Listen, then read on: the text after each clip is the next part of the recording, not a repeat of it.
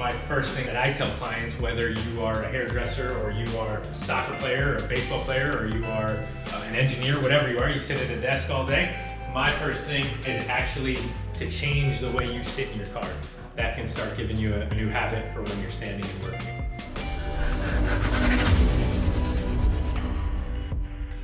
Her head kind of came up a little bit, which is going to shorten these muscles in the back of her neck.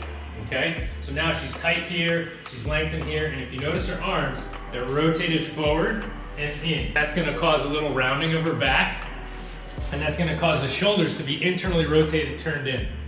Good, and all you're going to do is press out on that band. So she's going to go as far as she can comfortably before she wants to arch, and then she's going to come back in. So this is working on our external rotation, this is working on the back side of our shoulder. But you notice how, when she starts, she's bringing those shoulders back gently, and she's pushing out against that band. So this is one that's easy that you can do right at work. That's gonna work the back side of that shoulder for me.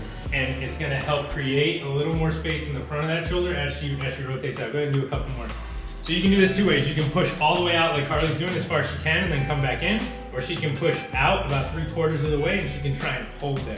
Get her thumbs up towards me. That's a little bit more of external rotation. That's gonna work the back side of that shoulder a little bit more. I'm gonna have her actually hold one arm in place and the other one's gonna go out. As far as she can. Good, and then back in. So this is gonna work a little bit more the back side of that shoulder and that shoulder blade. But one thing you'll notice that Carly does is she tends to arch from her lower back. Bringing your rib cage towards your belly button. You're gonna try and bring those two slightly together. That's gonna get rid of a little bit of that arch. And then she's coming back up through there. So that again is gonna get rotator cuff. It's gonna help her shoulder blade. As long as her shoulder blade is coming down and back, that's what we're looking for. Okay. Good. Relax. So those are 3 good ones that I like for rotator cuff. So what I want to do is this arm's going to relax at the side, and what we're going to do first, before we move the arm, is all I want Carly to do is try and squeeze her shoulder blades together.